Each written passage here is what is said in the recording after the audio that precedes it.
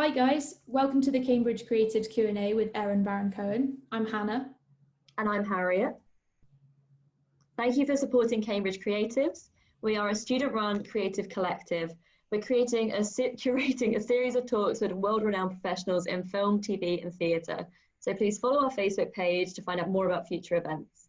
Just a couple of housekeeping rules before we begin. If you have any questions for our guest speaker, please type them into the Q&A function and not the chat, and then we'll read them out for you later. And bear with us if there are any technical difficulties because of struggles with Wi-Fi, and let us know in the chat, please, if there are any difficulties in seeing or hearing us. And enjoy the Q&A. So just a little introduction for our guest today. Erran is an acclaimed musician and composer. He's most known for his collaborations with his brother, Sacha, and has scored the original music for Borat, Bruno, The Dictator, Grimsby, as well as The Ali G Show and Who is America. We're really honoured to have this intrepid musician speak today. So my first question for you, Erran, is when did you know that you wanted to be a musician or even have a passion for composing film scores? Yes, I think that's two questions, isn't it? Yes, hello. Well, I suppose I was playing music from, about 8 years old, trumpet and I think my trumpet's still lying around here, and piano. And I got very into it quite early. And I don't know whether I really knew I was going to end up doing it, as I have done in my life, but I was always very involved with it, and film music, kind of came as a result of me doing other things. I wasn't aiming for that. I was also producing, writing, composing other stuff, and it kind of grew out of everything else I was doing. But I've always loved the power of music, and it's in film and film and drama, and it can enhance the whole experience. So I've always been interested in it. So did you study music at university? Yes, I did study music. I did a music degree, which was, so my history is slightly interesting. I think it's interesting because I kind of taught myself piano because I had a teacher when I was about 8, and then I was probably a bit naughty, and she walked out, and then I started banging on the piano and started learning stuff by ear, and began to sort of pick out and copy stuff and just begin to improve that. But I was also playing trumpet, and because there was not many trumpet players, I immediately got into the local orchestra. So that was quite an experience to sit in an orchestra and hear that sound around me.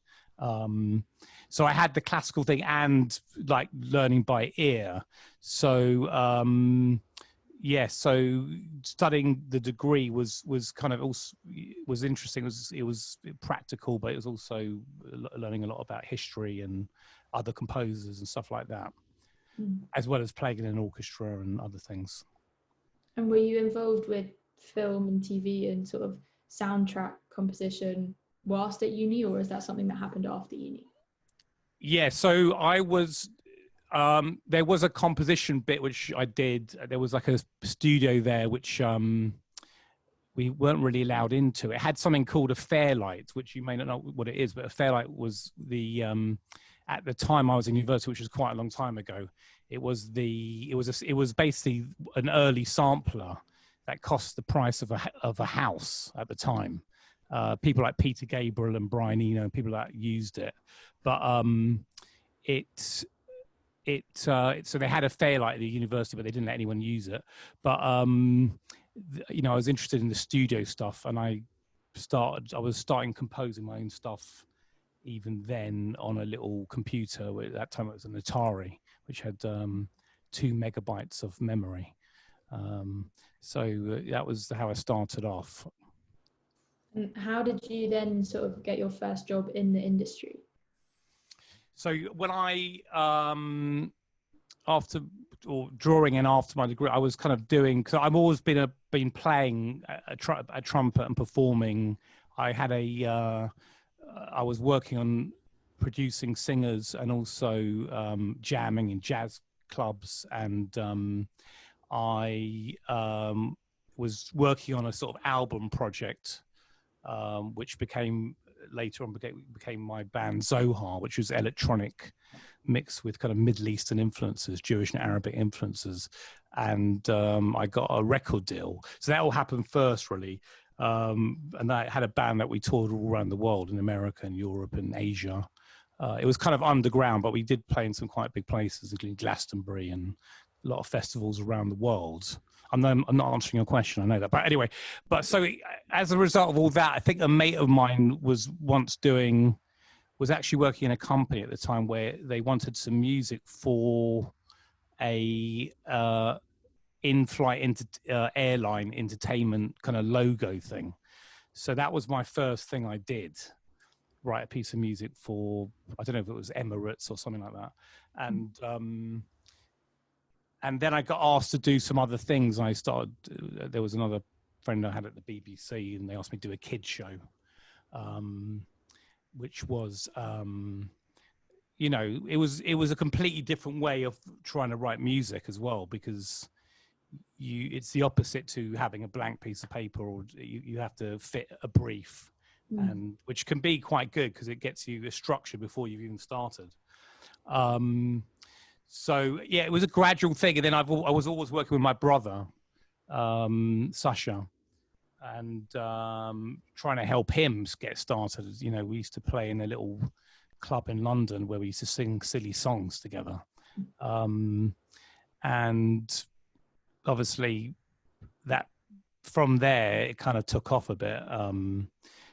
And he got a little program which no one ever really knows about, which was on some cable channel, where I was doing some music for that. And then there was the Ali G show and all that stuff, which I was involved with. So at the same time, I was just doing gradually just different jobs, and kind of progressed as it does sometimes. In that respect, do you have any advice for students who would want to follow in your footsteps, whether that's like juggling different things at the same time, or going to a specific sort of school for music and arts, or what would you suggest? Well, it's a question you get asked a lot, and it's a tough one, because everyone I know who's involved in what I do has come to it in a different way. And it's a combination of a lot of different factors. There's no one way to get into it. And there's no one way to train for it either, because every job is so different. And certainly the more knowledge you have, and the more because I'd been copying music from a very young age, I was able to do, and I was always interested in electronic music, in classical music, in ethnic music. I was interested in a lot of different kinds of music. And I was able to someone asked me to write something very quickly in a certain, that has that kind of sound. I was able to do it. So the more skills you have, the better, the more you can do, the better. But, I was in the beginning, I was doing little gigs. I was playing in bar mitzvahs and weddings, and then I was teaching piano to little kids, and, just because you got to earn money somehow. And I think, one of the guys' kids I was teaching ended up to be, and was a big music producer. So I had a contact to him as well, which was a bit unexpected. So I think it just varies. I think you just have to be out there to some extent. And obviously if you happen to know directors and producers and people working in that field, that is going to help, because hopefully they may think of you when they need some music. Do you have any favourite film scores that you would recommend for people to have a listen to? Well, there's a lot. I mean, the first, interesting enough, I loved when I was a kid. There's Chariots of Fire, and Vangelis was that probably. Yeah, I actually bought that album. That was the first soundtrack album I think I owned, and his score, he was brilliant. I'll talk more about the composers. I mean, there's so many good ones, but Philip Glass, I love his stuff as a classical composer as well, but he's also been very involved with film music, and also probably one of the most influential film composers, because most people try and copy a lot of what he does, you know, because it works so well. Morricone, who just died, you know, one of the great melodists in film music, incredibly sentimental scores, but also quite interesting sonically. Hans Zimmer, you know, probably one of the most important guys, biggest guys in Hollywood, and you know, I think some people hate what he does, but I think it's incredibly effective what he does, and you know, it's important. Then there's Bernard Herrmann, who's one of the old classic guys who worked with Hitchcock. Thomas Newman, all right, as well. So there's a few anyway, but there's quite a few good ones. A few. Do you find that like these composers influence your work? I mean, obviously it's hard to get influence from all of them, or do you more enjoy listening to them in like your free time and things? Well, the nature of the job is the way films are made is especially in Hollywood, is they do tend to go copy other Hollywood films, or have the same structure or similar stories, and there's a certain way of doing things. So the whole thing is written in a certain way, and often the way the music is written also has to follow similar structures so you can't sort of just come in and start doing something completely out of the ordinary, because no one's going to know what you're doing.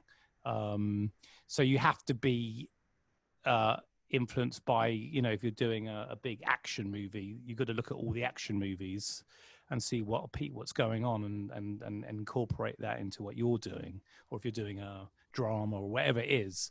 And then obviously, you know, directors and producers and editors, they will bring in, they'll have certain choices of music they think are relevant, and they often can bring in, when they're starting to edit, they edit with a temp score. You know, they put music in, and you know, that just so they can help them edit, which then you replace. But sometimes they want something close to that, or something that that it gives you an idea of what is relevant. So you have to be influenced by you know, other composers and other music.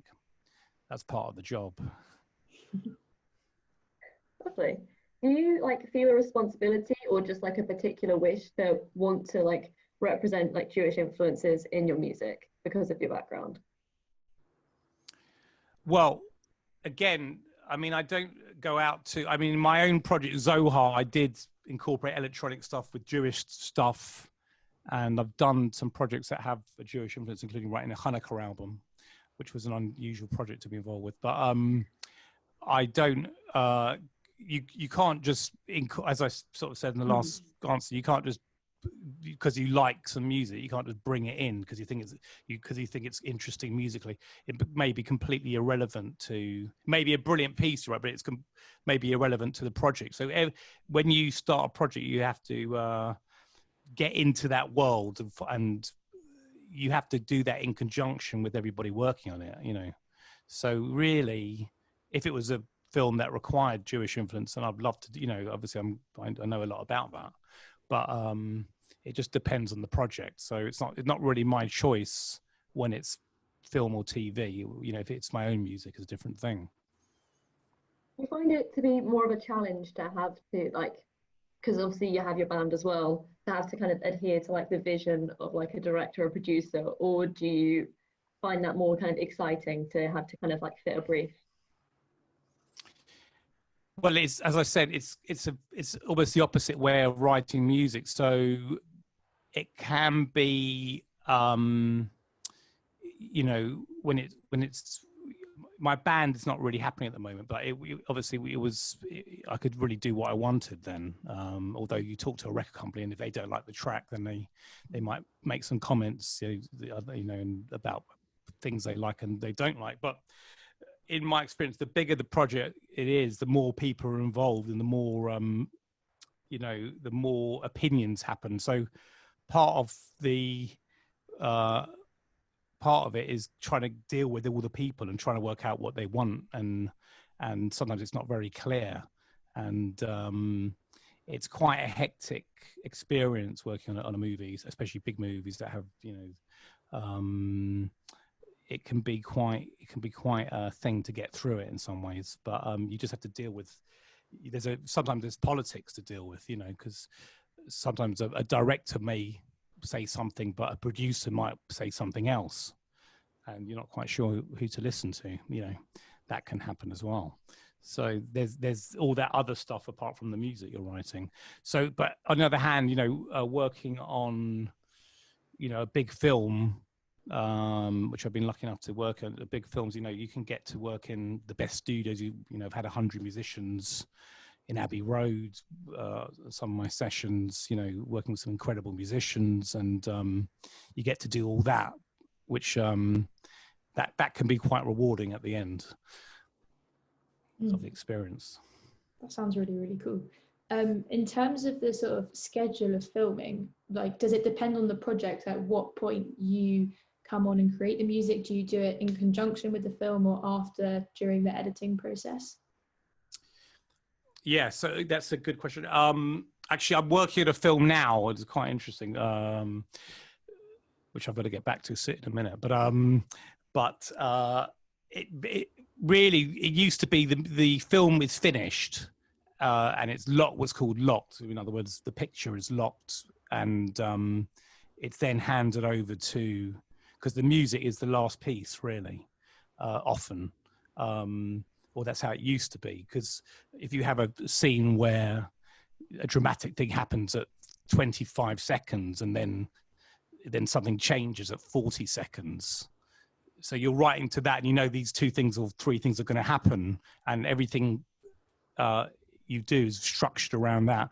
Now, of course, because of editing, people edit beyond or even right up to the last minute. So there's 20, 30, 40 versions of the movie each. So I've written a piece of music and that no longer fits the scene. So things are editing the whole time. There's a whole catch up. But so you never get that. Well, there are some directors who get composers in quite early. And sometimes I think Morricone was an example that I just read recently, where some scenes he didn't write it even to picture, and the director did the picture to the music rather than the other way around. It helped him direct the movie. I think they had the Joker as well, that just last year.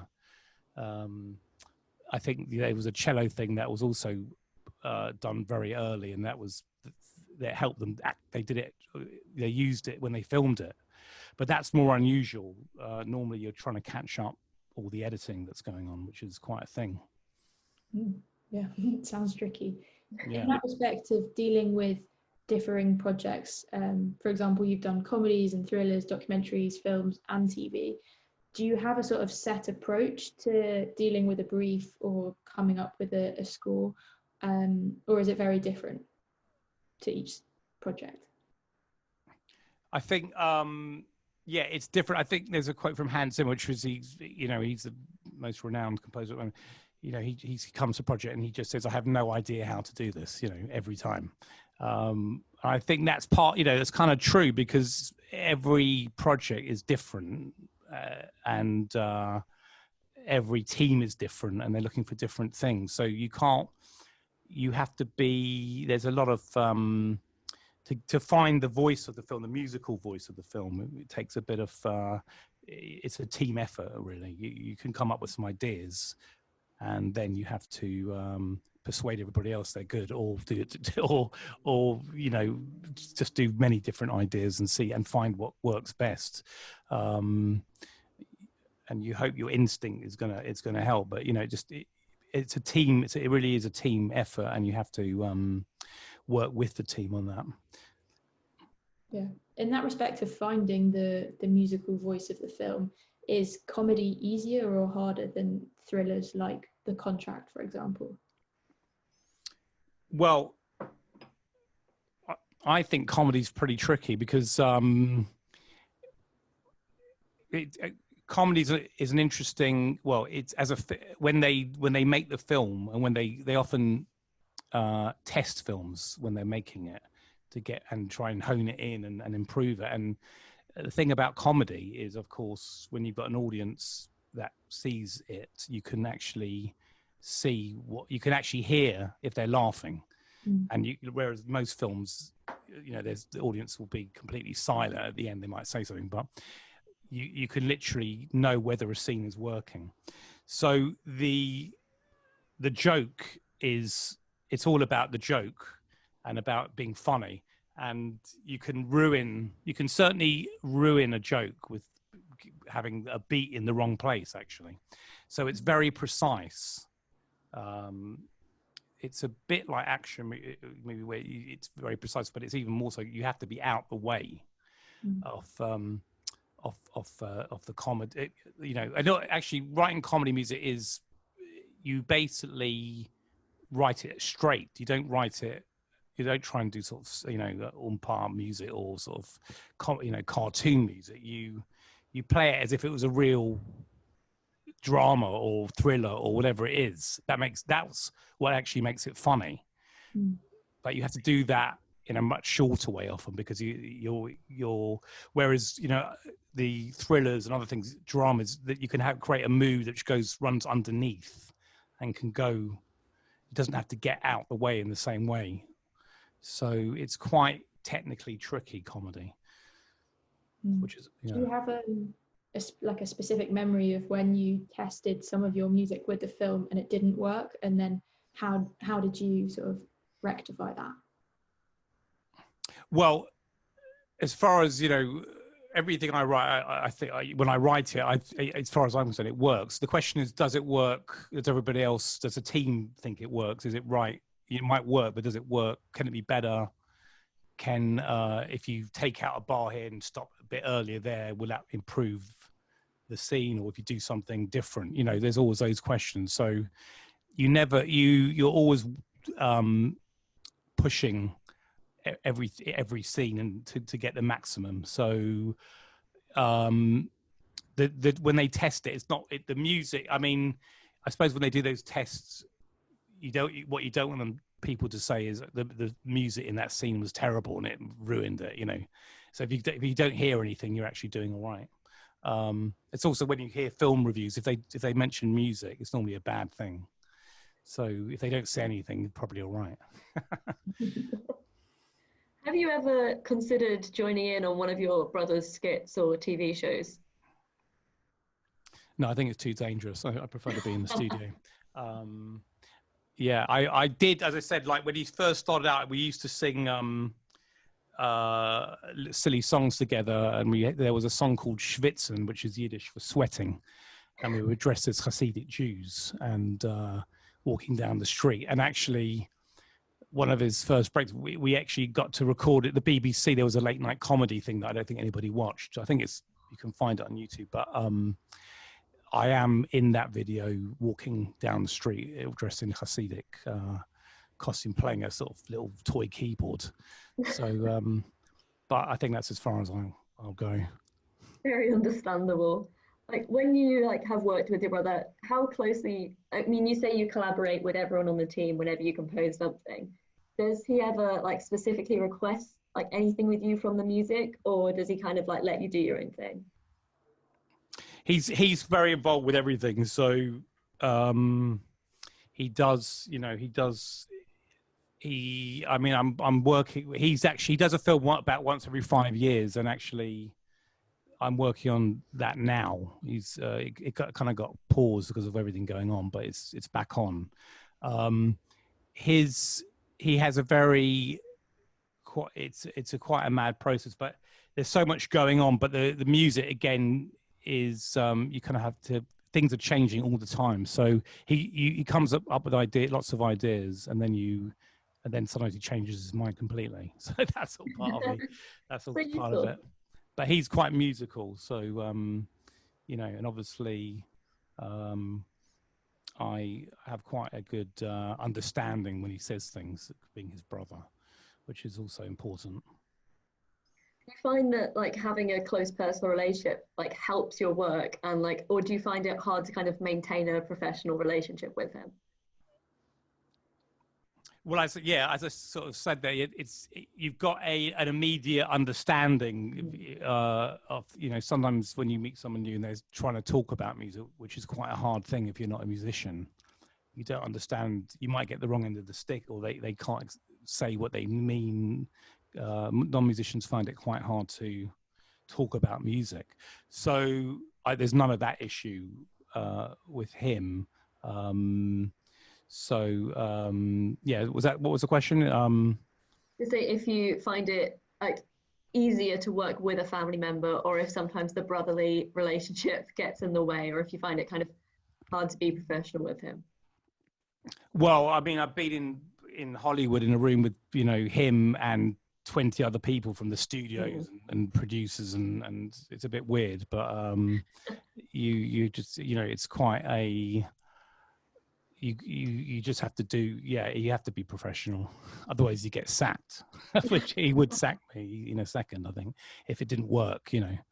So I think there's too much on, you know, certainly on big Hollywood projects or any film with millions and millions of pounds involved, that you can't afford to not deliver what you need to do. So there's a constant pressure. And you just have to do it. It doesn't matter if it's your brother or not. You've got to, you know, everybody has to be working towards that goal. How did you find working on the Ali G show? Well, it's a bit like everything with him. There's a lot of, there was some time ago. I mean, there was several iterations of that show, but I do remember once, one part of it was, there was an idea to invite famous pop stars into the studio and interview them. And then Ali G would start playing, get them to start singing one of their songs.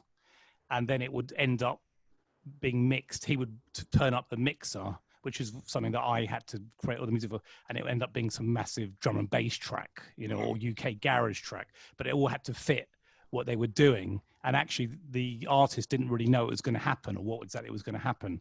So I remember it was a live audience, and I had to, I'd created this, you know, this hardcore drum and bass track. I think it was Gaz Coons. We did it with about 6 people actually, but, you know, I think Chrissy Hine did it. And I had this backing track. So, you know, on cue, it was done live. He would say, bring in the drums, and I'd have to mix in the drums, and then bring in the bass, and all these weird, and then it just mayhem sort of, you know, gunshots and police sirens and all kinds of mad stuff just came in, and it turned into a heavy dance track. That was, you know, like everything, great fun, but also slightly nerve-wracking because it, you know, it was live. And actually the BBC, they had these old, you know, I don't know if you've used mixing desks, but normally you push the lever up to make it louder, but in the BBC you had to push it down to make it louder to bring it in. So it was a bit, you just had to remember not to push it the wrong way, you know, as well, which just added to the, you know, excitement. Indeed. Moving on to Borat, what was that like, making the soundtrack and the score for that? And you chose to have folk music that wasn't authentic to Kazakhstan, is that right? And was that sort of like an intentional stylistic choice? Yeah, well, at the time of Borat, no one had ever heard of Kazakhstan, and they only became known after that point. And the sort of the early shots in that film were filmed in Romania. So we took the sound of that, really, the gypsy sound, as the sound of Kazakhstan, and sort of also a bit Russian influence. So the anthem, the national anthem that I wrote, was a sort of quite Russian dictatorship sounding.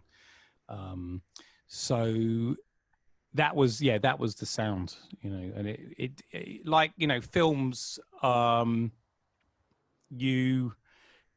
main thing was it was a kind of ethnic sounding score. It didn't really matter that it wasn't exactly accurate. No one knows what Kazakhstani music sounds. I mean, I do know now, but it doesn't really, you know, most people would not know anything about Kazakhstani music, and it doesn't really matter. It kind of fitted what you were seeing and his world. Speaking of that national anthem, how did you come up with the lyrics, and have you heard that anthem anywhere unexpected? Yes, I think you might know the answer to this, but in terms of lyrics, well, Sacha's got him and a team of comedy writers in a room, and I've written a lot of songs. I mean, there's normally a song in every film I've done with him, and they often come up with many more verses than they need, and it ends up being like a 10-minute song. And then they pick the funniest lines. So we kind of record it. But I think in that particular, so I did do the lyrics. What happened with that was, it's kind of how I got the gig, actually, because they had an idea for doing an anthem, and they sent me some words, and they said, well we need it. We're filming and we need it on set. And I said, well, okay, great. When is it? And they said tomorrow. So I basically, which happens all the time, actually, and unfortunately, so I basically worked all night. I recorded I couldn't get a Russian choir to sing the parts at short notice, so I sang everything 40 times and put it all together, and they got it in the morning, and I think the studio was so impressed that got me the gig. But also, we did record the score in Air Studios at the end, but they just used my recording that I did in the studio, actually, with me singing 40 parts. That was the version that got used at the end. Very cool. And talking of lyrics and inflammatory lyrics, there's also the "In My Country There Is a Problem" song. Do you think it's important to push the boundaries when it comes to lyrics, or do you kind of just leave the lyrics up to Sacha and his team? Well, yeah, their team will decide lyrics. They're doing the whole film. I do think comedy, has a role to push boundaries and to question things, and it can make you think different, about things, and that you wouldn't necessarily. It can question a lot of things by being funny. It actually questions, so many issues, and that's something that comedy can do by being inflammatory, but in a funny way. It makes you question why is that? What are they talking about here? I think it's a fine line, because you can get it wrong, but I think on the whole, Sacha's films are about exposing bigotry and racism and anti-Semitism and lots of all the people that are interviewed, they show themselves up in some way. So that's a similar thing with the lyrics. Definitely, yeah. After scoring Borat, you were asked to compose a classical piece for the Kazakhstan Philharmonic Orchestra. What was that like? And do you think there's a difference between sort of parodying musical styles and then actually embodying classical styles in earnest? Yes. Okay, there's two questions. Well, after Borat, it was, it was hated. After Borat came out, it was obviously a big, massive hit. Kazakhstan banned it, and they think they wanted to kill my brother. And then I got a phone call, which I thought originally was a joke, from someone saying, we want to work with you from the Kazakhstan Philharmonic Orchestra. It was like a Murat Bisenglev, who was a great violin player from Kazakhstan, who was trained in Russia, and anyway, so I thought it was a joke. Anyway, I met up with him, and he was serious, and he said, "Oh, my daughter loves the film," and so I was a bit, given that they're trying to kill my brother, I was a little bit scared. They said, we'd like you to come to Kazakhstan to listen to some of the folk music and look at the instruments and all that, and I would have loved to go, but I said, I'll just send me some CDs and I'll have a listen. At that time they had CDs. I'll have a listen in my studio and just do it from here. And that's what happened. And, you know, you don't get asked to write for a full symphony orchestra that often, or I don't anyway. So I thought I might as well do it and try it out. And it ended up being, you know, a very nice experience, and with the Kazakhstani orchestra, and it was performed, and we recorded it at Abbey Road as well, and it's been performed quite a few times in London and in Kazakhstan. But the second part of that question was about sort of like writing for comedy and sort of parodying a style versus actually embodying a classical style truthfully. Is it different? Well, in relation to writing for comedy? In relation to sort of having, you previously spoke about having this sort of ethnic style, and then actually being in Kazakhstan, although it is a classical piece, but was it a very different process? Was it different to? Well, that was a different, yeah, that was again a different process, because, you know, they said to me, you can do what you want, actually. Oh, wow. And they wanted, I think they wanted, you know, I decided to, I think they wanted me to use some Kazakhstani instruments, which is what I did. And then incorporate that with my own music, you know, but it was, it gave me quite a blank, you know, just do whatever I wanted, really, right? A symphony, right? So again, that's completely different to working on a movie where you are, you know, you have a complete, you know, when you're working on a project, a movie, you're just part of the process, you know, very important part of it, but you're all you know, the process is to create a great film, hopefully. And everything you do is in service of that. You might have written an incredible piece of music, but it might just not work in that project, so it's not relevant. So that's all part of it. You have to just work towards that goal when you're doing that stuff. And, you know, as I said, you've got 30 seconds or 20 seconds, something happens in that scene, and then 3 seconds later it all changes, and, you know, the dog has run away, or the cat has chased the dog, or, you know, something dramatic, you know, someone's fallen over, and you don't follow everything, but you're following, you know, someone's feeling happy, then suddenly they feel terrible, you know, and that's you have those changes, and the music enhances all those emotions. So you follow that line of telling the story of the movie, which is completely different. Yeah. Moving on to Bruno, what was your inspiration for the music for this film? Well, I listened to a lot of gay music, I think. It was, you know, which was ended up being, I found out a lot of gay club music was very fast. Like it was like normal club music, but just faster. And so what was it was kind of European techno, really, was part of it. And then there were sort of emotional bits as well, which we use an orchestra for. And then that was another film where I did write a song, which was called, which ends the film. And again, it was something that I think at one point Bruno tries to solve the Middle Eastern peace process, and brings a Palestinian and an Israeli together, and he sings a song called Bruno, Dove of Peace. And I had to write it overnight, and they sang it live. And it was a bit, and he got them to sort of hold hands singing it. But at the end, it became this big number where it was a sort of big charity, like a sort of mock charity, you know, song. So we ended up having some quite famous people singing it. So it was, you know, but it was, we had Sting singing it, and Chris Martin. We had Snoop Dogg. We had Slash playing guitar. I think we had some other people as well, but it was yeah, Sting, yeah, Bono we had as well, yeah. So but recording that was also it was amazing, but incredibly stressful, because they were filming the movie in the studio while we were recording it. And, you know, I had Snoop Dogg waiting to come in, and Elton John was there as well.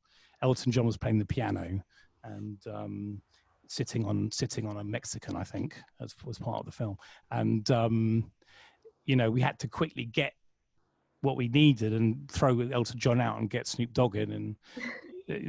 And it wasn't really up to me to say we do it again. There was a director, so the director said you had to get what they wanted, and then I had to work with that. So it was quite mad as usual, but it ended up being quite interesting. It's definitely an interesting song. Were there, and like the lyrics are particularly interesting, were there any lyrics that some of these famous singers wouldn't sing? Or were they kind of played along? Well, they all sang it, didn't they? So if they sung it, they did it. I mean, they you know, I think what happened with that is I think Sacha got Bono involved first, and Bono, once Bono is involved with anything, apparently everybody else then gets involved. So I think they all knew it was what it was for. It's not as if they were all in on it, obviously. So they were all happy to sing those lyrics. But actually, we had another funny thing that happened was Snoop Dogg came in with this big bodyguard called Tiny, and Tiny was this guy who didn't fit through the door because he was so big, and the main thing was all these people are incredibly talented. So he basically freestyled his lyrics, and the song was called Bruno Double Peace. So he did this really amazing, quite moving rap about peace and harmony and about coming together, and it was actually moving and amazing. And then it went on for about 3 minutes or even longer that he was freestyling. And at the end, Sacha just said, "What? Can you just do it a bit more Snoop now?" Because it was too nice. It was really quite, it was actually amazing. And then he goes, "I'm going to put the gun to your head and, blow your brains out," he did his usual gangster stuff. And that was what, was needed for the movie. But so that was quite interesting. That's an incredible story. Moving on to The Infidel, what was that process like? And was that actually sort of almost fun to play with the differing styles of like Jewish and Muslim music? Yeah, I mean, that's obviously something I did with my project Zohar, which incorporated, Muslim and Jewish music, Arab and Jewish, which are connected anyway. So it was I've worked with David Baddiel quite a bit. I've written a musical. We wrote a musical based on it as well, which was great fun. But that film was, a small budget British movie, so it was a whole different experience. But so that the whole thing was much more intimate and small, and we had a small number of musicians, and it was that we did have some kind of Jewish influenced music on that movie, and it was it was. I think again the music just helps with the emotion of the score of the characters and all that. So it was a nice experience. I was going to say, how collaborative was it with David Baddiel or the director Josh Appigan? Yeah. Well, it always is. It's always a collaboration. I do remember Josh is great, but I think he originally said, I think one of the first things he said to me is, "I don't really want any music on this," which was not so easy to was slightly difficult, but we ended up having some music. But it was of course, the way it works is I see it, then we talk about the music, and I write some music, and then we then go from there, whether we think it's working or not together, or where should the music go? Should there be less music, more music, that kind of stuff? All those are important conversations. You can't just write a symphony over a film. It's not going to work. And now going on to like The Dictator, was there a particular influence for this one either as well? Yeah, well, they're all influenced by the movies. It was set in somewhere in the Middle East, Wadia, which doesn't exist. So we did use quite a lot of Arabic influence in it. Even when we recorded the orchestra, we kind of tried to make them play quarter tones, which are the tones in between the notes and the piano, because that's more idiomatic to the style. And we had some great like an oud player. We had a blind oud player in LA who, you know, the oud is like a Arabic lute that's got great sound. So and also we had a amazing ney flute. You know, all those sounds come from that area. So there was a lot of that influence.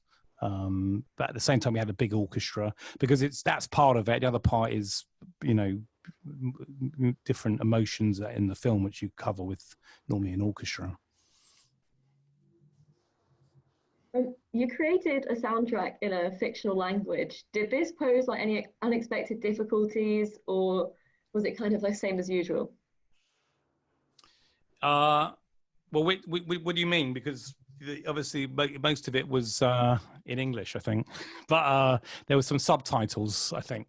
But in terms of you know, the soundtrack is the music. I didn't write any lyrics again, so you are working with each scene, telling the story.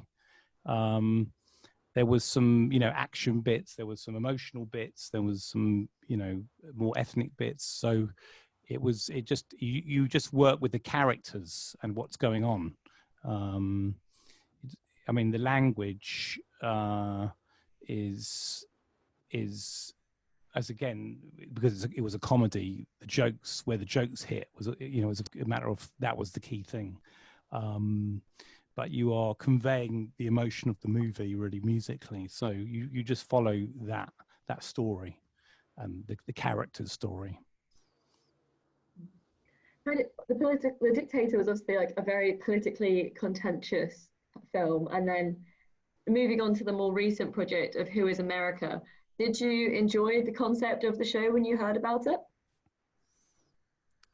Well, you know, a lot of things with it all happens very last minute. It was all just coming to me, and the music had to be done very quickly.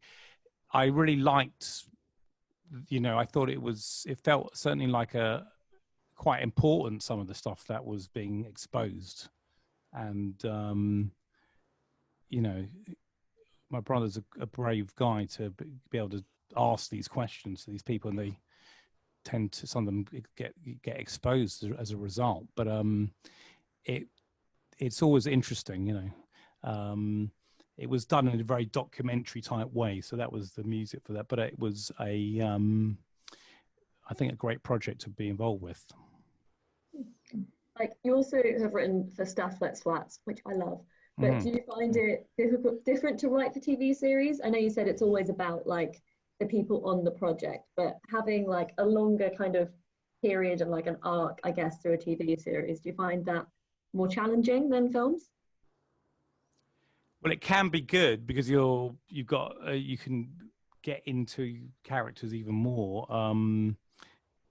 That was a nice project. I mean, I think it's a great character staff, you know. And again, I was doing a very Greek sounding score, you know, because that's where he's from, and that was his world. So I really enjoyed that. I think you know, really, I don't see huge differences between film and TV. You just have to work within the budget, obviously. So, you know, sometimes the films can be a bigger budget, but not always. But you have to work with the same ideas of working with characters, drama and emotions, and doing that to the best you can to help make the whole thing as good as it can be. So from that point of view, it's all the same as far as I'm concerned, you know.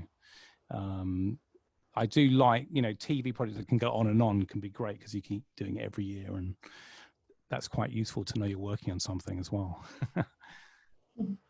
Moving on to sort of future projects in the future, what do you think the future of film, or even sort of the creative industries and music, will hold in a post-corona world? Well, I'm hoping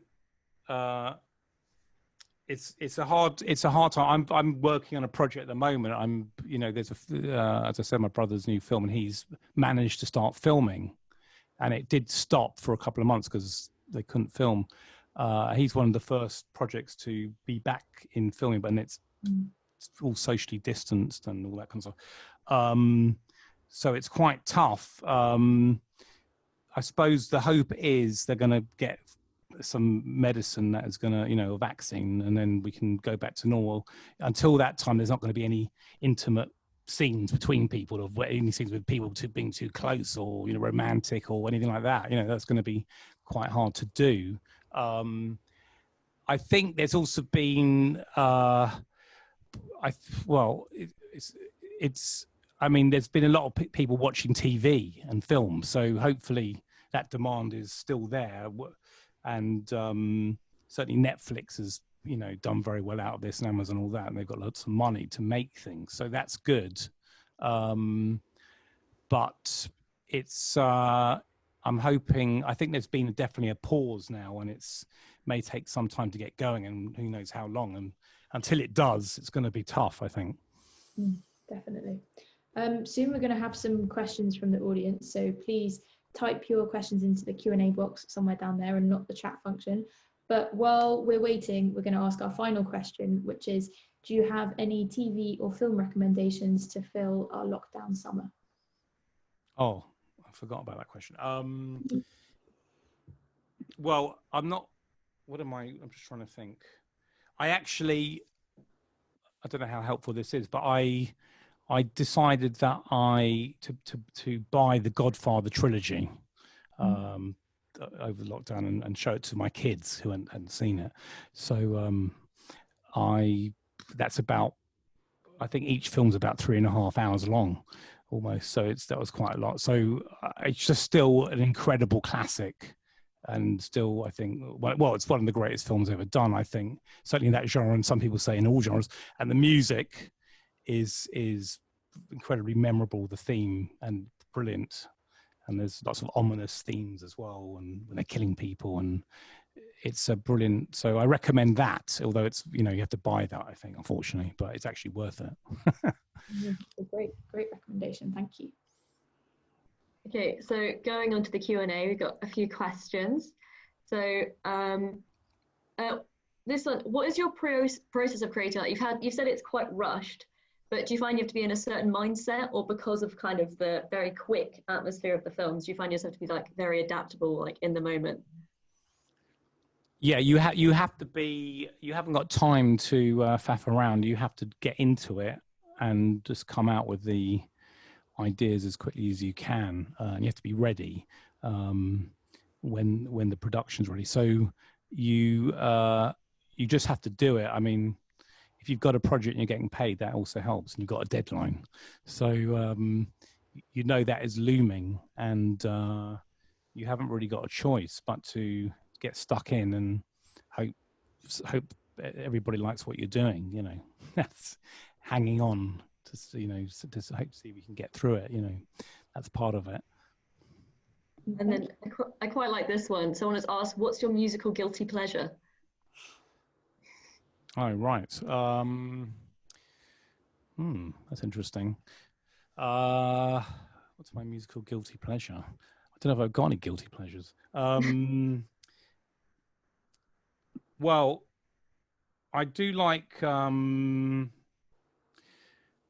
I think there was a Justin Bieber track I once liked, but maybe I shouldn't say that. This is a no judgment It's not really my normal thing. I just thought it was very well produced. Interesting. Our next question is sort of, how do you recognize and sort of describe the line between parody and cultural appropriation when you're sort of doing soundtracks that sort of mimic gangster rappers or Middle Eastern dictators, or even like the Kazakhstan national anthem? Do you think there is a line that you cross, or is it all in the name of comedy? Yeah, well, I've got a thing about the concept of cultural appropriation. I think it's one of the most stupid concepts that people talk about I've ever heard, because everything in music is based on, everything in art, to be honest, is coming from somewhere, and often from I mean, jazz jazz music, where does that come from? Theoretically, it comes from, you know, African slaves originally coming to America and then mixing it with, you know, or Cuban music. You've got Arabic, African, Spanish music coming together to create the best music ever, you know, because they've mixed all those things together. And for people to say, oh, you can't use this because you're not, it's just, the best art has come out of people taking influences from all around the world. In, you know, even in medieval Spain, you know, you had the Moors creating incredible, the Alhambra, like incredible buildings that was Arabic influence and Christian influence and Jewish influence together. That is always going to create the best of life. So I think people who talk about contribution need to look at what are they talking about. I think you know, that means you can't do anything actually. I mean, pop music comes from, you know, where does it come from? It comes from the blues to some extent. Where the blues comes from, you know, as I said, it also comes back from Africa. But, you know, actually early jazz also had some Jewish influence as well, you know. So does that mean no one can write pop music? Or, you know, then you've got Ravel writing music, or you know, in sort of a Oriental style, or, you know, you got Scheherazade, you know, which is, you know, you've got a lot of influences, you know, Stravinsky using incredible rhythms that have come from Picasso, did lots of African influenced, you know, work. I mean, this is the world. I mean, that's how you get the best stuff. So I'm not worried about that aspect.